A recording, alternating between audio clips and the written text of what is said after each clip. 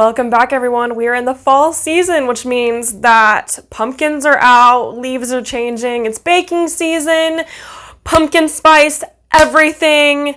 Do you guys like salted pumpkin spice better or the pumpkin spice? I like the salted personally. I'm just salty, I guess. We are back into the season of none other than change, which I know a lot of people are very not comfortable with, and then other people are like, yes, let's get things changing. I'm tired of the way things are going.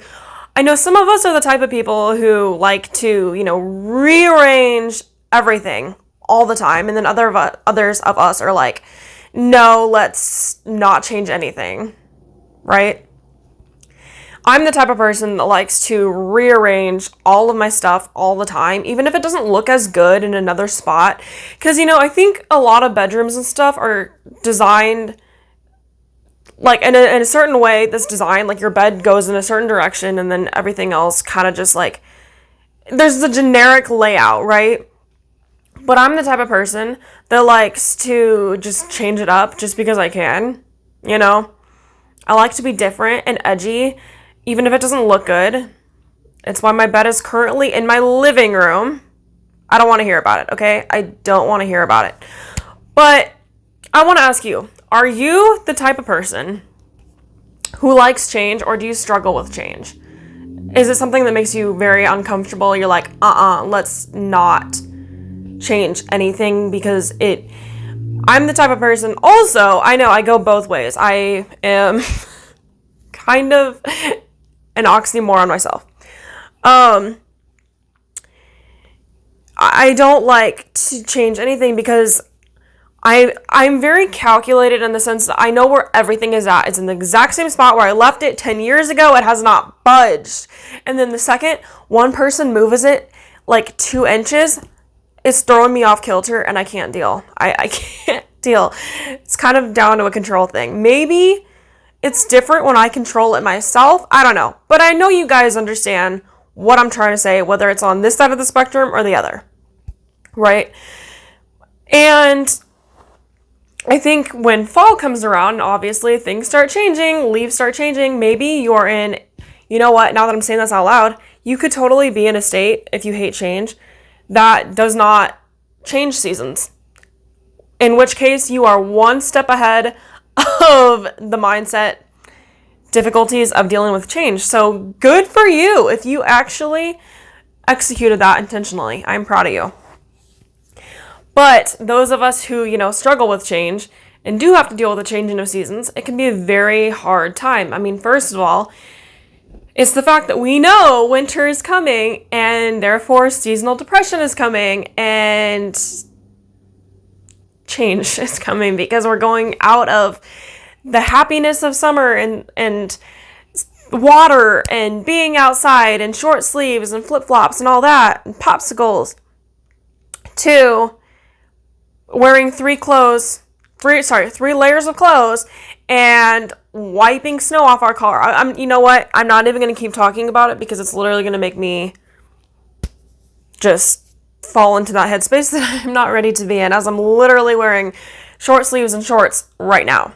And I'm barefoot on my carpet. It feels so nice. I'm so grounded right now, okay? We're just going to leave it at that. What I'm trying to say is, obviously there are those people who cannot stand the change. It makes us so uncomfortable. And the truth is, we don't like change because change is unfamiliar. And we are not comfortable most of the time in unfamiliarity. And we associate unfamiliarity with something negative because it's not something we're familiar with. We associate familiarity with things that are okay, that are safe, which is not always true. It's not always true. You can be in familiarity with very toxic situations. I see this especially in relationships. And you're okay with it. You're comfortable with it because it's familiar, even if it's toxic. It's terrible. Really, it is. And we associate familiarity, again, with safety and unfamiliarity with with, what's the opposite of safe? Danger? Yeah, danger. We associate it with danger because we're like, I don't know what the outcome is going to be. With familiarity, even if it's a toxic outcome, it's predictable, right? It's predictable. Unfamiliarity is unpredictable. Therefore, if we can't predict the outcome, how is that going to be safe? Especially for us who have a tendency to like to control situations. Am I right? We like to know exactly what's going to happen. Even if it's bad, we know where it's going. This is why our brain likes to play a lot of tricks on us. Like, if you're walking in heels and you're trying to tell yourself, don't fall, you're going to fall. Because your brain, even though you're saying you don't want to fall, you're thinking about falling more than you're not thinking about falling. Because if you aren't thinking about falling, you're not going to be thinking about falling, right? If I'm not worried about my house burning down today, I'm not thinking about it burning down today. Whereas if I was really worried about it burning down today, I'm going to be thinking, gosh, I hope my house doesn't burn down today. You know what I'm saying? So, yeah, and our brain, though, likes to think that our brain, not just mine. I'm all over the place right now. Our brain likes to think that we're correct. We like to think that we're predictable, right? So if we're thinking about not falling, we're going to fall because we want to be like, see, I knew it. I thought I wasn't going to fall, and then I fall. Well, you fell because you were thinking about not falling. You know what? It comes full circle. So anyway,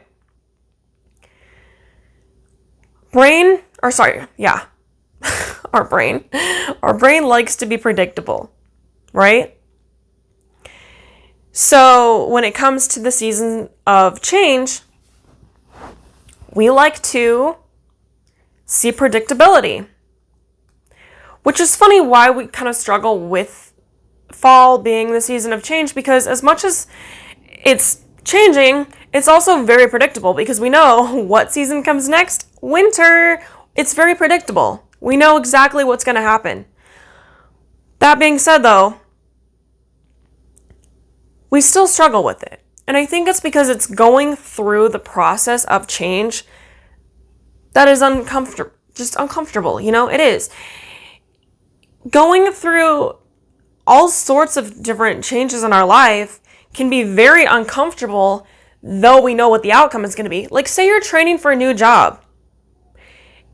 You know exactly what the outcome is going to be. You know what you're doing, what you signed up for, how it's going to go, what you're expected to do, but it's going through the process that is so uncomfortable, right? And that's okay. This is why it's important to go through these little things in our life, these little changes, like dealing with the weather. Maybe it's things like moving around your furniture. Getting comfortable with that change, because the more that you get comfortable with the change and the little things in your life, you're gonna be able to handle the change in bigger aspects of your life. Like going through a new job, moving houses, moving states, moving, whatever it might be that you're gonna have to go through in your life, dealing with the loss, changing your career, trying to execute the steps needed to start landing those dream gigs. It's going to be uncomfortable, right? It's going to be really uncomfortable. But going through that is going to help you get there. Going through all of these, what might seem like little changes in your life, is going to help you tolerate the bigger changes. And the thing is, too, you might not notice it at the time. You might not, because it might just feel totally easy. And that's good. That's what you want. Because if you're not feeling like it's easy, it means that you're not prepared, right? It doesn't mean that you can't do it, but that you're not prepared. Whereas if things feel easy to you, I think you need to take a moment to look back at your life and realize, you know what?